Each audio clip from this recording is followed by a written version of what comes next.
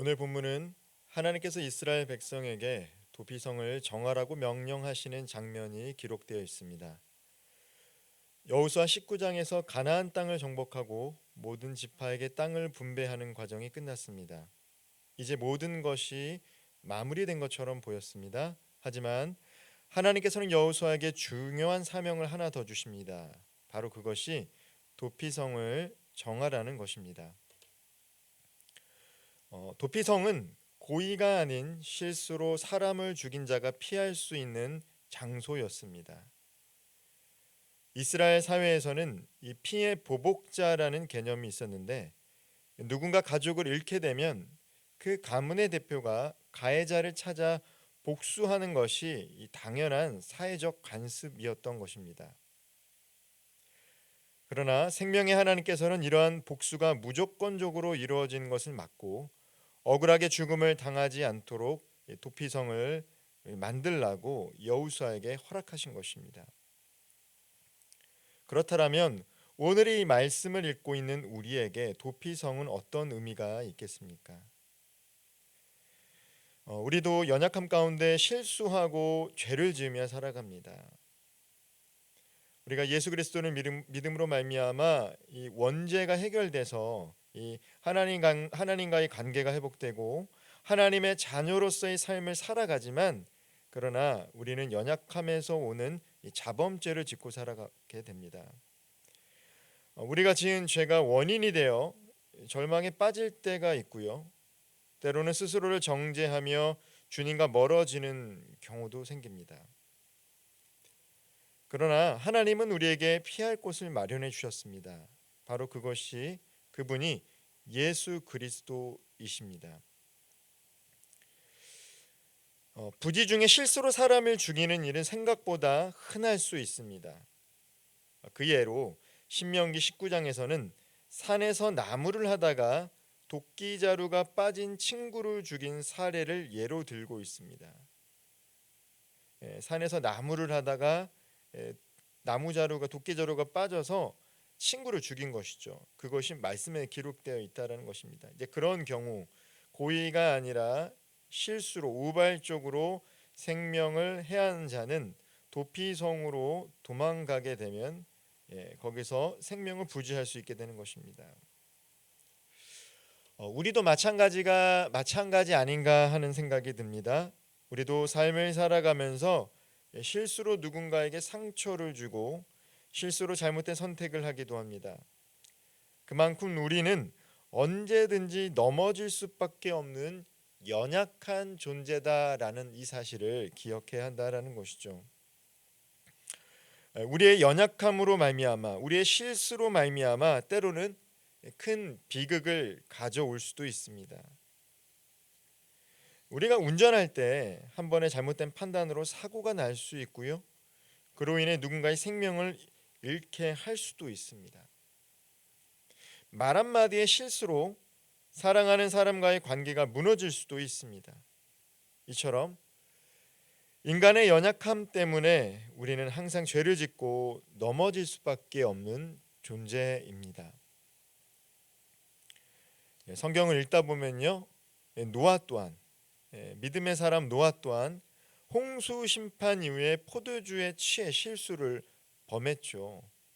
술을 너무 많이 마시는 바람에 자신의 딸과 관계를 가져서 자녀를 낳게 되는 죄를 짓고 실수를 범했다라는 것입니다. 다윗은 어떻습니까? 하나님께 인정받는 왕이었습니다. 그러나 순간적인 정욕에 넘어져 간음과 살인의 죄를 저질렀습니다.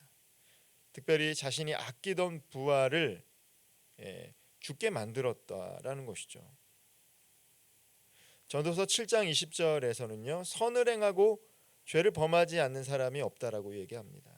즉 우리는 하나님의 자녀이지만 실수하고 죄를 짓고 넘어지기를 반복하는 연약한 존재다라는 것입니다. 주님 앞에서 다시는 실수하지 않겠습니다. 다시는 죄를 짓지 않겠습니다. 결단합니다. 다짐합니다.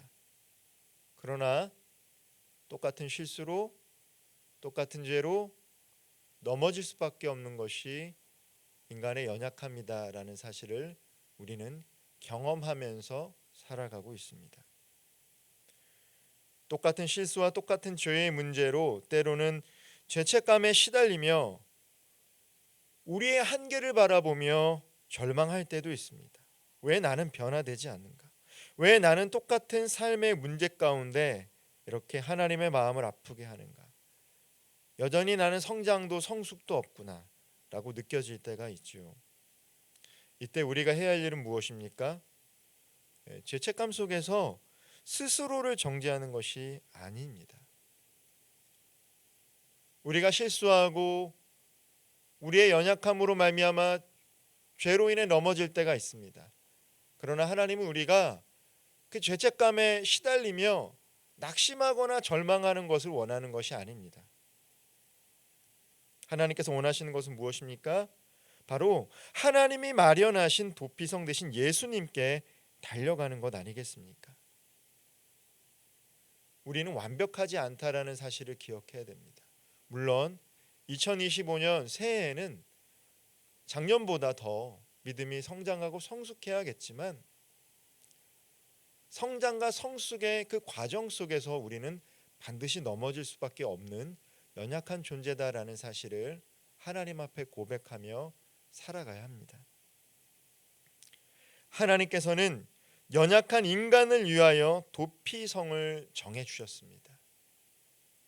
여기서 우리는 하나님의 크신 계획과 하나님의 한 성품인 하나님의 사랑을 발견하게 되는 것입니다. 그리고 이 도피성이라는 것은 궁극적으로 예수 그리스도를 예표하고 있습니다. 요한복음 3장 16절 말씀은 이렇게 고백합니다.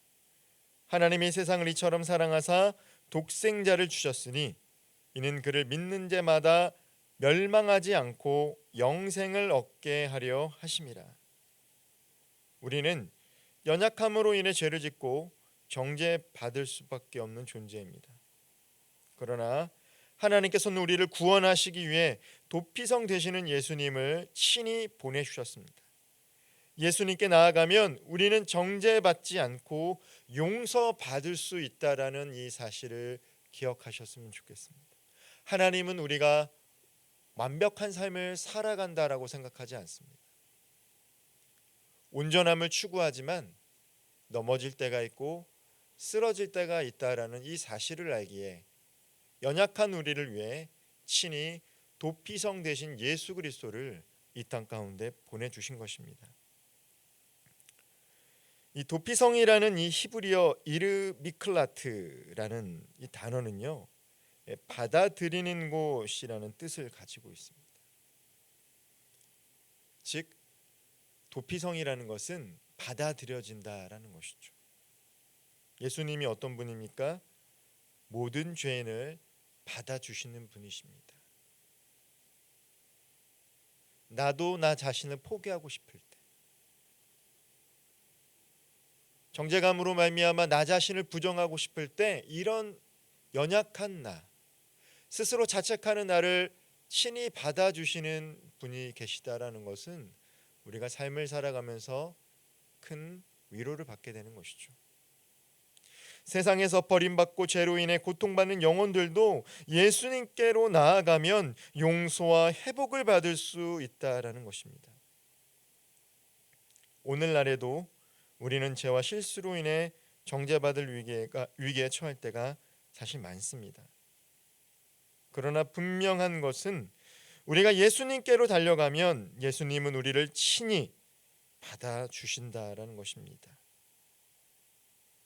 우리를 정죄하는 것이 아니라 오히려 우리를 용서하시고 다시금 구원의 길을, 그 여정을 걸어갈 수 있도록 힘과 용기와 회복을 주시는 분이 바로 우리의 도피성 되시는 예수님이시다라는 것이죠.